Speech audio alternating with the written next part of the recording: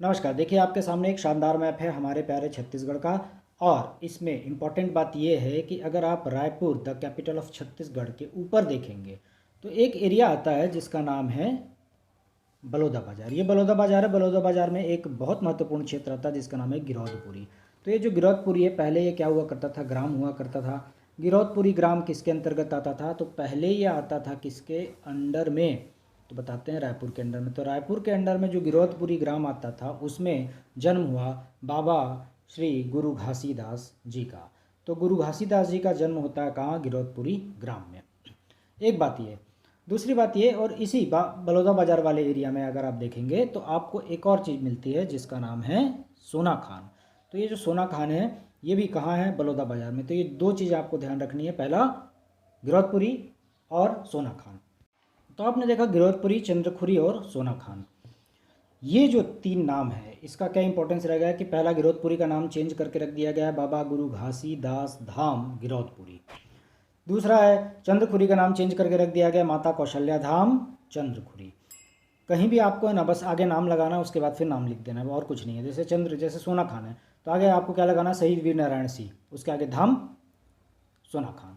वैसे चंद्रखुरी है तो उसके आगे क्या लगाना है? माता कौशल्या धाम। तो इस तरीके से ये नाम जो है चेंज कर दिया गया है। तो सवाल उठता है कि आखिर जो गिरौदपुरी है ये क्यों फेमस रहा? गिरौदपुरी सतनाम पंथ का केंद्र रहा है। सतनाम पंथ के है क्या आखिर? तो इसमें बहुत अच्छी अच्छी बातें की गई हैं, जैसा हर एक रिलीजन में किया गया है वैसे ये पंथ है, वैसे ये संप्रदाय है। तो जैसी जो अच्छी अच्छी बातें जो भी बताई गई और जिसको लोगों ने अपना लिया उसके बाद ही जो है चेंजेस आते हैं। आपको पता है कि हर एक धर्म जो है वो, तो दुनिया के हर एक धर्म की नींव इसी तरीके से रखी जाती है कि अच्छी बातों को अपना ले, उसको एसिमिलेट कर लें, अपने अंदर अंतर्ग्रहित कर लिया जाए, एसिमिलेशन कर लिया जाए, और उसके बाद जो है आप एक बहुत बेहतरीन जीवन जी सकते हैं। आप भी खुश, सामने वाला भी खुश, इस तरीके से अपनाया जाता है। सतनाम पंथ का जो केंद्र रहा वो कहाँ रहा? बताते हैं गिरौदपुरी। गिरौदपुरी कहाँ है? बताते हैं बलौदा बाज़ार में। बलौदा बाज़ार पहले कहाँ था? तो बताते हैं रायपुर में। तो ये जो उस समय रायपुर जिला हुआ करता था और उस समय उसका भाग था, लेकिन यहाँ पास अभी ये कहाँ है? बलौदा बाज़ार। गिरौदपुरी टाइम ये 1756 का। 1756 में कुछ हुआ है, और वो क्या हुआ है आगे देखेंगे। हाँ, 1756 में जो है बाबा श्री गुरु घासीदास जी का जन्म हुआ है। गुरु घासीदास जी का जन्म होता है, बर्थ प्लेस है गिरौदपुरी, और 18वीं सदी, क्योंकि 1756 है तो आपको पता होना चाहिए कि 18वीं सदी का टाइम है। जैसे हम लोग लिखते हैं 1856, अगर आपने लिख दिया क्या 1856, तो 1856 को हम लोग क्या बोलेंगे? 19वीं सदी, है ना। और वैसे लिख दिया आपने 1956 तो आप कहेंगे इसको 20वीं सदी, एक आगे बढ़ा दिया जाता है। तो इस तरीके से काम करता है। और वैसे ही 1756 में जन्म होता है बाबा गुरु घासीदास का। गुरु घासीदास जी का जन्म हुआ है बलौदा बाज़ार भाटापारा दोनों के जो एरिया है उस रोड में जो एरिया पड़ता है, गिरौदपुरी ग्राम पड़ता है वहाँ पास, और वहीं पास पहले रायपुर डिस्ट्रिक्ट हुआ करती थी। तो ये इस तरीके से काम चलता है कि सतनाम पंथ के जो प्रवर्तक हैं, जो संस्थापक हैं, वही हैं। अब जो है बाबा जब जन्म लेते हैं उसके बाद से ही बहुत ज़्यादा सॉफ्ट हार्टेड थे, और बाबा जो है हमेशा बोलते थे कि पशु बलि वगैरह जो सेक्रीफाइस किया जाता है पशुओं का, वो नहीं होना चाहिए।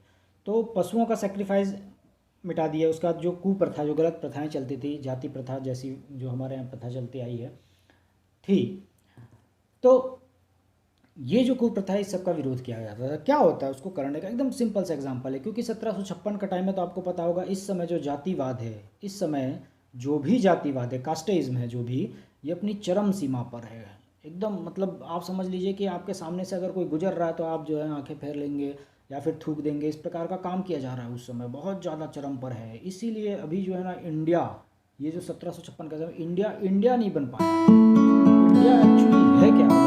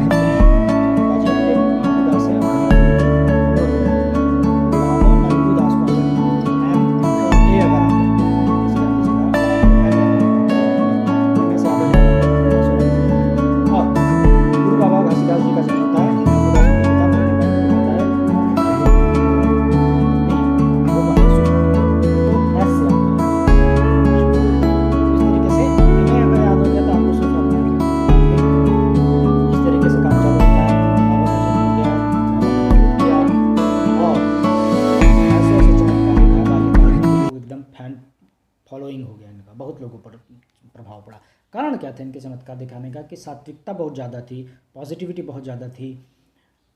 ऐसा अगर होगा तो लोग ऑब्वियसली फ़ैन फॉलो होंगे। जैसे एग्जांपल के तौर पर बताता हूँ, हमारी जो दीदी हैं प्रजापति ब्रह्म कुमारी वाली दीदी शिवानी, अगर आप उनको देखेंगे तो अलग से एक ऑरा नज़र आता है आपको। तो इसीलिए लोग जो है ना फ़ैन फॉलो हो जाते हैं। क्या शानदार बात करते हैं भाई लोग, मतलब आप मिलिए आप उनसे तो आपको लगेगा क्या बात है। तो इसी तरीके से बाबा का भी फ़ैन फॉलोइंग हो जाता है। और उसके बाद जब आगे बढ़ती है बाबा की आगे बढ़ती है लाइफ, तो एक रचना करते हैं, लिटरेचर अपना लिखा जाता है जिसको कहते हैं 7 वचन, सप्त सिद्धांत। और ये जो सप्त सिद्धांत है ये किस में दिया गया, तो सतनाम पंथ के सप्त सिद्धांत। क्योंकि बाबा ने सतनाम पंथ की रचना की, सतनाम पंथ को बनाया, तो यही सप्त सिद्धांत आगे जो है सतनामी और सतनामी समाज और सतनाम ने जो है वो अपना लिए। किसको, सप्त सिद्धांत को। आगे देखते हैं कि बाबा जो है आगे बढ़ते हैं, बाबा श्री गुरु घासीदास जी आगे बढ़ते हैं और उनको ज्ञान की प्राप्ति होती है। ज्ञान की प्राप्ति कहाँ होती है, तो बोलते हैं सारंगढ़ बिलासपुर रोड में। ज्ञान प्राप्ति कहने का मतलब ये है कि वो जान जाते हैं कि मैं कौन हूँ और मुझे क्या करना है। अब उनके मन में कहीं से भी कोई प्रश्न नहीं रह गया। जैसा कि हम अक्सर अपनी लाइफ में भागते रहते हैं, फिरते रहते हैं, आज जो है ये चीज़ें पसंद आई तो कल वो चीज़ पसंद आएगी, फिर लगता है कि नहीं यार इस चीज़ की कमी है। अब बाबा श्री गुरु घासीदास इन सब से परे हो गए हैं, अब आगे निकल गए हैं। अब उनको भौतिक वस्तु से जो है वह प्रॉब्लम नहीं है, भौतिक वस्तु की चाह नहीं है, तो बोलते हैं एनलाइटनमेंट मिल गया। सारंगढ़ तहसील बिलासपुर रोड। सारंगढ़ अपना रायगढ़ वाला एरिया है, वहाँ पास तहसील है सारंगढ़, आपको पता होगा सारंगढ़। और ये कहाँ, बिलासपुर रोड वाले एरिया में पड़ता है। सप्त सिद्धांत की रचना की है बाबा ने, श्री गुरु घासीदास जी ने। घासीदास जी हमेशा कहते थे कि समानता होनी चाहिए, इक्वालिटी होनी चाहिए, और इसीलिए आप देखेंगे आगे क्या कुछ होगा देखेंगे हम, तो समानता और इक्वालिटी को बहुत ज़्यादा जोर दिया उन्होंने। अब जैसा मैंने आपको बताया कि ये जो टाइम पीरियड था कास्टेइज्म, यानी कि जो हमारी जाति प्रथा होती है उसका एक चरम सीमा था। उन्होंने बोला कि इसको नकारना चाहिए, ऐसी चीज़ें नहीं होनी चाहिए, और समता के ऊपर जोर दिया, इक्विटी के ऊपर जोर दिया, इक्वालिटी के ऊपर जोर दिया। इक्वालिटी मतलब समानता, तो समता के ऊपर जोर दिया इन्होंने। और इसीलिए आप देखेंगे कि हाल ही के दिनों में सामाजिक चेतना और सामाजिक न्याय, क्योंकि समाज के ऊपर सोशलिज्म के ऊपर बहुत ज़्यादा ध्यान दिया है, इसलिए हम यहाँ पास अपना प्राइज़ देते हैं। हमारे यहाँ किसका, सामाजिक चेतना और सामाजिक न्याय का प्राइज़ दिया जाता है। और बाबा का कहना था मनखे मनखे एक समान। मनखे मनखे कहने का मतलब है मनखा, आप जानते हैं एक माला जो पहनी जाती है उसके जो दाना होता है उसको मनखा बोलते हैं। और उन्होंने यही कहा कि मनखा मनखा एक समान। इसीलिए ये जो इनका है बेहद फेमस डायलॉग, या फिर कहें आप इनकी एक बेहद फेमस लोकोक्ति है। तो हम लोग देख रहे हैं यहाँ पर सप्त सिद्धांत, जो 7 सिद्धांत दिए थे बाबा गुरु घासीदास ने, वो 7 सिद्धांत क्या है, उसमें से एक पहला जो है आपको पता चला इक्वालिटी, यानी कि समानता, कास्टिज्म का अंत और समानता के ऊपर जोर। दूसरा है ब्राह्मणवाद का जो पाखंडवाद, ब्राह्मण का जो पाखंडवाद है, हिपोक्रेसी है, वो नहीं होना चाहिए, सब एक समान होना चाहिए। ये दूसरा इनका सिद्धांत था, दूसरा प्रिंसिपल था। तीसरा सिद्धांत था मूर्ति पूजा का घोर विरोध किया। मूर्ति पूजा का घोर विरोध किया, कहा कि मूर्ति पूजा यानी कि जो भगवान है वो बाहर नहीं, आपके अंदर ही हैं। आपकी शांति, आपका आनंद अंदर का, वही आपके भगवान है। तो मूर्ति पूजा का विरोध किया। चौथा जो प्रिंसिपल रहा, पशु प्रेम किया, क्योंकि उस समय हिपोक्रेसी, जैसा कि बताया गया कि पाखंड अपनी चरम सीमा पर था। लोग जो है वो बहुत ज़्यादा हिपोक्रेट हो गए हैं, वो मान रहे हैं कि मैं सर्टेन कुछ काम करूंगा, यानी कि किसी पशु की बलि दूंगा तभी मुझे खुशी मिलेगी। तो उन्होंने बोला नहीं, ऐसा नहीं होना चाहिए। पशु विरोध किया है, बलि का विरोध किया, सेक्रीफाइस का विरोध किया है, एनिमल का जो सेक्रीफाइस किया था, वायलेंस नहीं होना चाहिए, ऐसा कहा है। तो ये चौथा प्रिंसिपल था। उसके बाद आप देखेंगे पांचवा क्या है, दोपहर में खेत मत जोतो। क्यों नहीं जोतो, क्योंकि बहुत सारे जो सूक्ष्म जीव होते हैं वो बाहर निकल के आते हैं दोपहर के टाइम, तो उस समय अगर आप इनको जोतेंगे तो ये जो सूक्ष्म जीव हैं वो मर जाएंगे, माइक्रो ऑर्गेनिज्म जो है वो मर जाएंगे, इसीलिए इन्होंने कहा दोपहर को मत जोतो। इसके बाद आप देखते हैं 1 2 3 4 5 के बाद छठवां परिस्त्रीगमन, यानी कि अडल्ट्री, ऐसा नहीं होना चाहिए, परिस्त्रीगमन नहीं होता। तो ये 6 है टोटल सिद्धांत, जो कि सतनाम पंथ के संस्थापक श्री गुरु घासीदास, जो कि 1756 में जिनका जन्म हुआ है। कब हुआ है, 1756 में। कहाँ हुआ है, बलौदा बाजार में। बलौदा बाजार में कहाँ, गिरौद नामक ग्राम में। पहले कहाँ था ये, तो बताते हैं रायपुर में। उसके बाद इन्होंने 7 जो सप्त सिद्धांत दिए उसमें से 6 आपने देख लिए। इसके बाद आता है सतनाम पंथ, इन्हीं सारी चीज़ों को अपनाता है और क्योंकि उस समय के जो बहुत ज़्यादा गरीब थे, बहुत ही ज़्यादा जो थे वो इलिटरेट लोग थे, वैसे लोग जिनको दबा दिया गया था। मैं आपसे फिर कह रहा हूँ कि इंडिया इंडिया तभी बन पाएगा जब आप एक समानता का एक राइट लेके आएंगे जिसमें बराबरी हो सबकी। और इसीलिए आप देखेंगे कि हमारे जो संविधान में कई जगह सर्टेन क्लॉज दिए गए हैं ऐसे वर्ग, ऐसी क्लासेस को जो बहुत ज़्यादा पिछड़े हुए हैं। तो वापस आते हैं हम लोग टॉपिक पे। सतनाम पंथ के जो प्रवर्तक हैं हमारे बाबा, क्योंकि उस समय क्योंकि समानता के अधिकार पर ज़्यादा बल देते थे, इसलिए आप देखेंगे कि जो पुअर, गरीब, नीचा जो तबका है वो इसमें जो है बहुत चेतना का संचार होता है और वो इसको ज़्यादा से ज़्यादा अपनाता है और एक साथ एकजुट हो जाते हैं और सतनाम पंथ जो है वह चालू होता है यहाँ पास। तो एक अंतिम बात आती है, अगर ये पूछा जाए सवाल में कि सत्य के प्रतीक के रूप में घासीदास जी ने क्या अपनाया, तो आप बताएंगे जैत खाम बनाया गया है। जैत खाम क्या है? एक वाइट पिलर होता है, आपने अक्सर देखा होगा छत्तीसगढ़ बहुत सारे इलाकों में आपको दिखने को मिलेगा कि एक वाइट पिलर होता है जिसमें कि एक वाइट फ्लैग लगा रहता है। ये क्या है? जैत खाम, इसी को कहते हैं जैत खाम। तो इस तरीके से आपने देखा पूरी तरीके से बाबा गुरु घासीदास जी को। तो आपने देखा नाम चेंजेस कर दिए गए हैं। बताया जा रहा है कि बाबा गुरु घासीदास धाम गिरौदपुरी कर दिया गया, माता कौशल्या धाम चंद्रखुरी कर दिया गया। तो एनी जो भी फेमस पर्सनालिटी है उनका आपको आगे नाम लिखा देना है, उसके बाद धाम लगाना और उसके बाद फिर सिंपल सा नाम लिख देना है। तो इस तरीके से नाम चेंज किया गया है। ये टाइम है 1756 का। बहुत ज़्यादा जाति प्रथा चरम सीमा पर है, कास्ट चरम सीमा पर है। महिला के ऊपर जो बहुत ज़्यादा अत्याचार हो रहे हैं, आई मीन महिला को ज़्यादा आज़ादी नहीं दी गई है, फ्रीडम ज़्यादा नहीं गई, लिबर्टी ज़्यादा नहीं दी गई है। ये उस टाइम है और उस समय सर ने विरोध किया बहुत ज़्यादा, बाबा जी ने विरोध किया बहुत ज़्यादा, और इसीलिए हम इन्हें सम्मान के साथ देखते हैं। इसके बाद हम लोग देखेंगे कि 1756 का टाइम है। उसके बाद अगर आप देखेंगे, अगर ध्यान दें तो यही टाइम है 1700 का है, अराउंड 1795, लगभग 39 साल बाद, 1756 से 39 साल बाद आप देखेंगे तो एक महान व्यक्ति का जन्म होता है जिनका नाम है वीर नारायण सिंह। वीर नारायण सिंह कोई और नहीं है, ये भी बलौदा बाजार वाले एरिया में रहते हैं, बिंझवार जनजाति के हैं, ट्राइब है। आपको पता है बिंझवार जनजाति कौन है? तो बिंझवार जनजाति रायपुर बिलासपुर वाले एरिया में रहती है, क्योंकि उस समय रायपुर हुआ करता था पूरा, इसलिए हम कहते हैं कि बिंझवार जनजाति। अभी फिलहाल वो बलौदा बाजार में, उस समय तो रायपुर हुआ करता था। तो बिंझवार जनजाति और कुछ नहीं, 12 भाई बेटकर की जो है पूजा करती हैं। किसकी पूजा करती हैं? बिंझवार जनजाति, बिंझवार ट्राइब पूजा करती हैं 12 भाई बेटकर की। 12 भाई बेटकर की पूजा करती हैं। जाति चिन्ह इनका एरो है, तीर मार देंगे, एकदम बचोगे नहीं, ठीक। तो जाति चिन्ह किसका है? ये।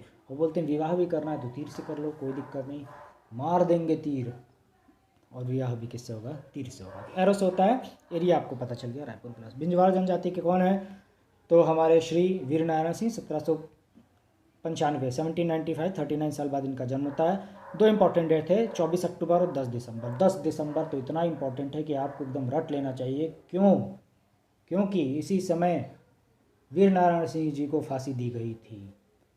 कहाँ दी गई थी? जय स्तंभ चौक में दी गई थी, रायपुर के जय स्तंभ चौक में दी गई थी। वीर नारायण सिंह जी को दी गई थी 10 दिसंबर 1857। फिलहाल 24 अक्टूबर 1856 में क्या होता है? 24 अक्टूबर 1856 में श्री वीर नारायण जी को जो है अरेस्ट कर लिया जाता है, लेकिन वो संबलपुर की जेल, क्योंकि उस समय संबलपुर हमारे छत्तीसगढ़ का ही भाग था, संबलपुर छत्तीसगढ़ का भाग था। तो ये जो संबलपुर है, संबलपुर अभी तो उड़ीसा में चला गया है, उड़ीसा है ना, यहाँ चला गया। तो संबलपुर में जो है अरेस्ट कर लिया जाता है, वहाँ से भाग निकलते हैं, अपनी सेना बनाते हैं, लगभग 500 लोगों की सेना बनाते हैं। अराउंड जो है वह 500 लोगों की सेना बना दी जाती है। किसके द्वारा? तो शहीद वीर नारायण सिंह के द्वारा, जिनका जन्म हुआ 1795 में। कहाँ हुआ? बलौदा बाजार में। कौन सी ट्राइब है? बिंझवार ट्राइब। 12 भाई बेटकर की पूजा करते हैं। तो ये भाग निकलते हैं, वापस सेना बनाते हैं 500 लोगों की सेना बनाते हैं। तो अंग्रेजों को बहुत अखर आता है, अंग्रेज हमला करते हैं और आप देखेंगे कि पकड़ लिया जाता है, और पकड़ने के बाद 10 दिसंबर 1857 को फांसी दे दी जाती है। तो इस तरीके से आपने देखा कि दो नाम बदले हैं, वो कौन कौन से हैं, और आपने देखा एक तीसरा नाम चंद्रखुरी। तो ये जो दो नाम है इनके बारे में डिस्कशन हो गया, गिरौदपुरी और किसके बारे में? सोना खान के बारे में। ये मेरे को ना सना खान दिख रहा है बार बार, सना खान। फिलहाल तो मैंने सोना ही लिखा है, लेकिन खैर। चंद्रखुरी जो है माता कौशल्या का धाम है। आपको पता है कि हमारा दक्षिण कौशल हुआ करता था, और दक्षिण कौशल में जो राजा हुआ करते थे भानुमंत की पुत्री हुई थी कौशल्या जी, और कौशल्या माता का विवाह कहाँ होता है? अयोध्या के राजा भानुमंत, जिनकी बेटी का नाम भानुमति था, जिसे हम कौशल्या के नाम से भी जानते हैं, इनका कोई भी बेटा नहीं था भानुमंत का, और इसीलिए सारा का सारा साम्राज्य कौशल्या यानी कि कौशल्या जी